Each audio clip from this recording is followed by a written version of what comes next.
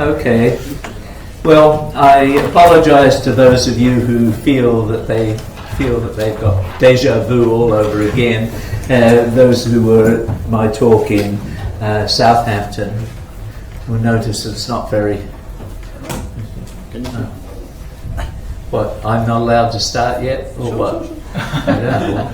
Anyway, so I'm going to talk about some actual studies of complex Langevin for lattice QCD, and we're going to try t equals 0, which should be the most challenging, and mu greater than or equal to 0.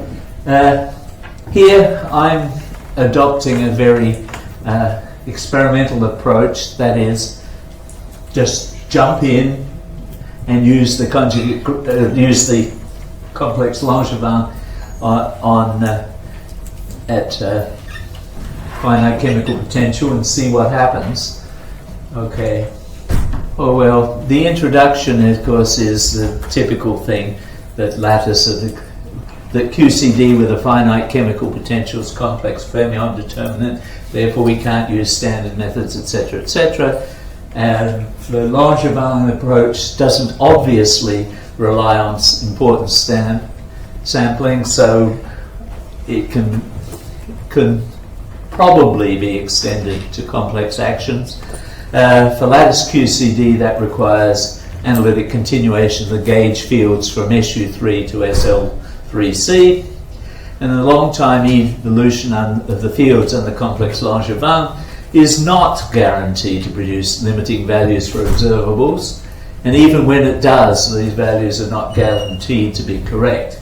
For the complex Langevin to produce correct results, at least necessary conditions seem to be that the field should be confined to a compact domain, and more importantly, probably the drift force, that is the drift, namely the force term in the complex Langevin, should be holomorphic in the fields, which unfortunately is not true for lattice QCD, because zeros in the action translate to poles in the force term and the drift term, and therefore you don't know whether you're going to succeed or fail.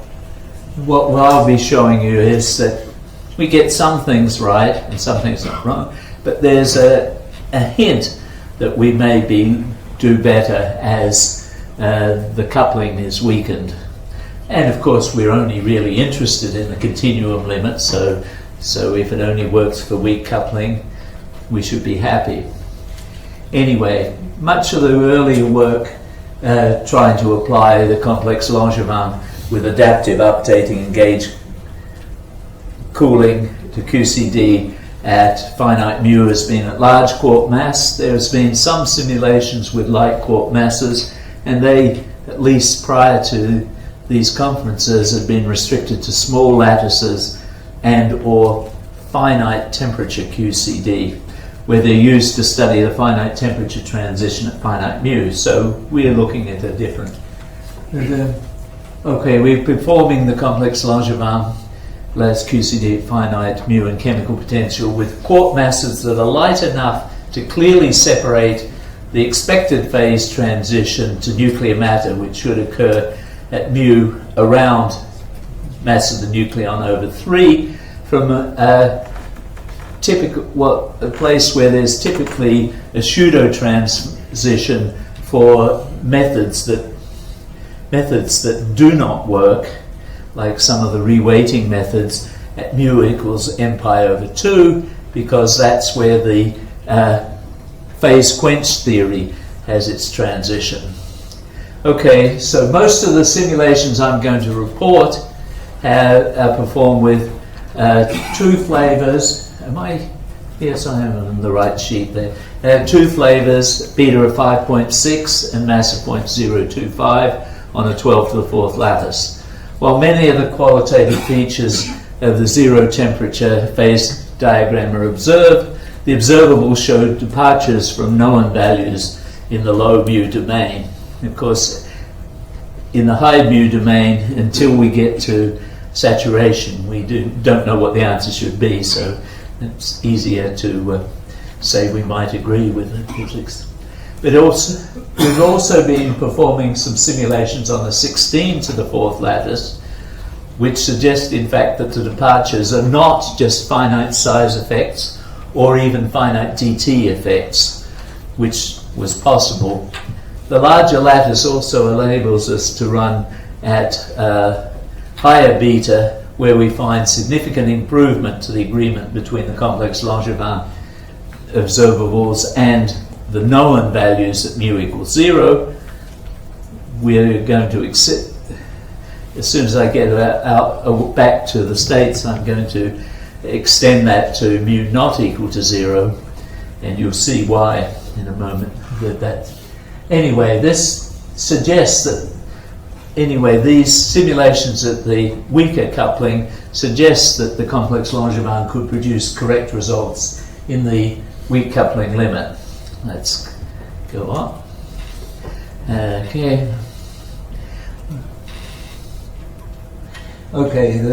I'm just saying that the complex Langevin method approaching the wrong limit if the coupling's too large has also been observed in the simulations that others have done in other regimes, such as the heavy quark mass limit. And we've also decided to perform a few preliminary simulations at 4 flavors, and that's because to determine how much of our departures are due to known problems with routing at finite mu. That's different from the claimed problems with routing in general. Okay, this is just this for the sake of completeness. I'm not going to go through all of it. Is just the formulation. The complex. Here's the formulation of the complex Langevin for lattice gauge theory, where the U's are the gauge fields on the link, and notice it includes U's and U inverses, but it does not include U daggers, because that would destroy holomorphy even worse than the poles, which make it meromorphic. And this is the noise factor, and I won't go through any of the details of any of that because others have done it, and anyway, you can go through that at your own leisure. It's just a transition from the formulation that was used by Ukawa, Fukugita and Oyanagi, I forget, many years ago for real Langevin. Okay, let's go to our 0 temperature simulations on the 12 to the 4th lattice. As I told you, we get mainly beta 5.6, mass of 0.025. And on that size lattice, finite size effects could be expected to be large, so we've got to be aware of that. Here, I've taken the value of m pi over 2 as 0.21 and mass of the nucleon over 3 is 0.33. These come from some ancient simulations, so who knows how good they are. We've simulated for... This m pi and m nucleon is the expected infinite volume m pi and m nucleon, or this is the expected... These were the ones that were measured on 12 cubed by 24 and 16 cubed by 32 lattices many years ago. And I'm not even sure if they were real 16 cubed by 32 or 16 to the 4th doubled, which was popular in those days. But anyway, those things could be checked. Our input, anyway, the input dt we've used for these simulations is 0.01, and and our runs of each beta are in length from 0.9 to 3 million updates. But now there's a warning. That's the input dt. We do adjust that in order to keep from the simulations from developing, from running away. Thank you. And adaptive rescaling, as I point out here, dt reduces it considerably. So the length of the equilibrated parts of the runs that I'll be reporting on are in the range of 100 to 1,000 time units. Okay, now let's go to some pictures. Yes.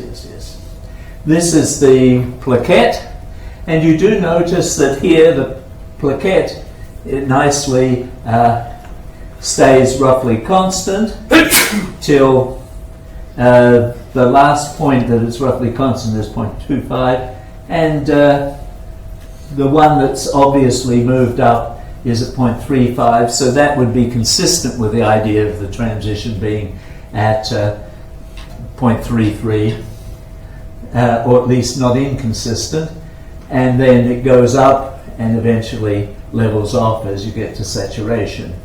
That is not, but you notice this dotted line, that's the correct result at mu equals 0, and notice that there is a finite but not too large a departure. So we see the first idea that something is not quite right. Okay, then let's go to the chiral condensate, and notice the chiral condensate, it keeps falling from that. Its starting point is well below the correct value at mu equals 0, which is this dotted line, and notice it falls, starts falling immediately you go to finite mu, rather than staying approximately constant then falling away. You might think that that's a finite volume effect, but as I'll show you when I go to 16 to the 4th, or mention the 16 to the 4th, does not appear to be a finite volume effect. The same fall away occurs or roughly the same fall away on a bigger lattice. And now finally, of course, the thing that's probably of most interest is where the quark number density, and notice that it remains almost 0 as expected in the low mu range, and then somewhere around about, this is the mu, let's see if we can get, this is 0.35, it's starting to depart from 0, and by 1.5, or actually it's somewhat before that, it has leveled off at the saturation value, which is 3. So at least it gets that point right. Okay, let's move on. Okay, as I said, the simulations produce some of the expected physics but fail in the details, and so we go on and look. First, we look at a larger lattice. The reason for that, of course, is... But before I go to the larger lattice, let me show you some time histories of the unitarity norm. And here I show mass of 0 that's starting from an ordered configuration, and then after about 100,000 or 200,000 beats, it goes up and remains fairly at this roughly in the value 0.1 to 0.2. And notice that this other run, which started at a totally disordered configuration, one that was equilibrated at mu of 1.5, and it falls down and matches the one from the smaller. And a similar thing by the time you get to mu is 0.5, which is above the transition, and I just show you what it looks like at saturation. Okay, now when we go to a 16 to the 4th lattice, we perform some simulations with the same parameters, and what you see is that the mu equals 0 results are in fact roughly the same as except for small corrections to what they were at on the 12 to the 4th lattice. We've now done some simulations at a larger mu, and indeed we still see the fall off the fall off even while you're in the low mu range. So the problem there was not 0. No, 5. Oh, thank you. Bang. Okay, at mu equals 0, I indicate the difference between the complex Langevin and the correct result. And if you did it with a real Langevin, you get much closer to the RHMC, which is the correct result, than you do to the complex Langevin. So it's not just the fact that the Langevin is an inexact algorithm. We've also run 2 flavors. Beta is 5.7 and mass at 0.025. Now when you look at the chiral condensate, this is the thing that the chiral condensate is the thing that in fact changes the most, so keep an eye on that. Well, firstly you notice that the plaquette value at beta 5.7 is differs from the RHMC value by about a factor of 2. For the chiral condensate, on the other hand, the value is very much closer to the RHMC value. It's closer by maybe an order of magnitude than at beta 5.6. That's what makes us feel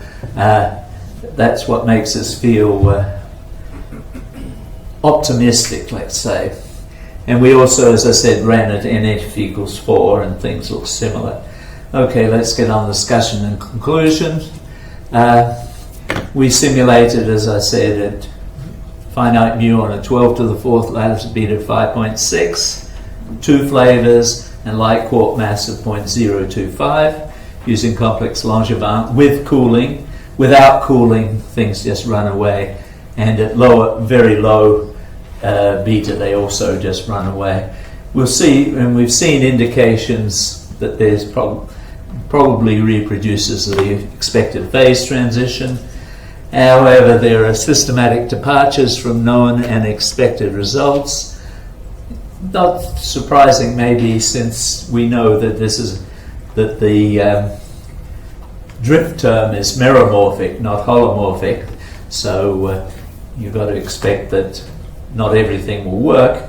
And we're extending our simulation to the 16 to the 4th lattice. There we've run at a weaker coupling, beta of 5.7, and here the systematic errors are significantly reduced, suggesting that the complex Langevin will become valid in the continuum limit. That's only being done at mu equals 0. We need to check that at mu not equal to 0, that it doesn't fall off as the beta of 5.6 did.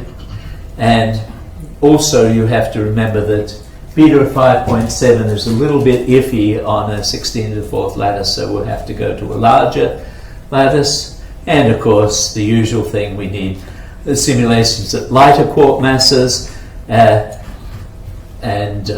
larger lattices, and we'll also consider finite temperature simulations. As I said, we're dealing NF equals 4 as well. But once it's known that the complex Langevin is generating correct or near correct results, we should then study the high chemical potential phase for signs of such delights as color superconductivity. For that, you will probably need to do some simulations in 3 flavors and perhaps 2 plus 1 flavors, because it's known that the color superconducting state is supposed to be rather different for 2 flavors than it is 3. 3 that you get this peculiar color flavor locked condensate. Anyway, and then I have to, of course, acknowledge my sponsors, namely the computers that did this work. And since I see it counting down there to 13, 12, 11, 10, I think I will end there. Thank you.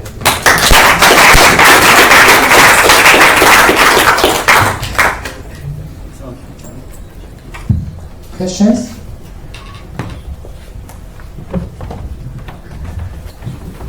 Why did you give the same talk as you gave him? Southampton.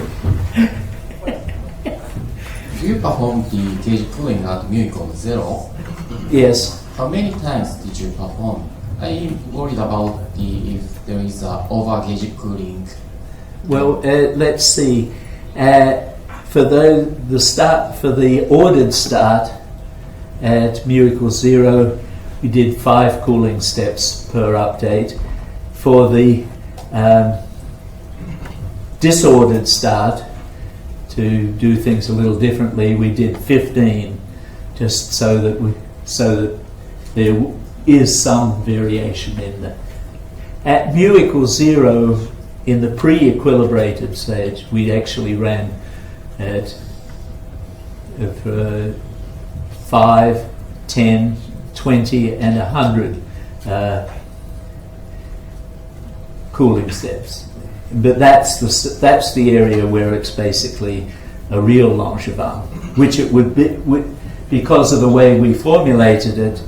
That in the mu equals 0 case, it does go over to the real Langevin. The only reason that it goes away from that value is, of course, there is round off, mainly associated with the inversion of the unitary matrices, the gauge fields. Yeah, I also had a question on mu equals 0. So the plot you showed with the hot start and the cold start, Yes. can you show that again? Yes, I can if I can find it. Yeah, hot and cold, that's one. This one. So This is mu equals 0. So the unitarity norm is non-zero. So that probably explains why the values are not exactly right. That's right. But so it would be interesting to do the same plot then with higher beta. Higher beta, yeah, I'm trying to think. I have looked at the thing. I think I seem to remember that at 5.7 it's a little bit smaller, but not extremely much. Not enough for you to say that everything is due to not remaining on the real axis. And this has a comment to the gauge. You can also do the gauge cooling adaptively. Well, we didn't. Yeah, with 5 or 10, so that may help. Yeah, the gauge cooling. Yes, I did have an adaptive aspect to the gauge cooling, just to stop it trying to do large jumps. Again, a question about mu equals 0. Could it be that the difference between hybrid Monte Carlo and complex Langevin because by finite step size error? Yeah, except that we did run the real Langevin at the mu equals 0, and there the answer was much closer to the RHMC value than it was to the complex Langevin value. Yeah, we did do that. It's not exactly the same as RHMC because, as you know, it's not an inexact algorithm, but it was was pretty close, at least by a factor of maybe 3 or 4. I'll try to put that in my write-up for Southampton. Okay, the time is up. Let's thank the Dan.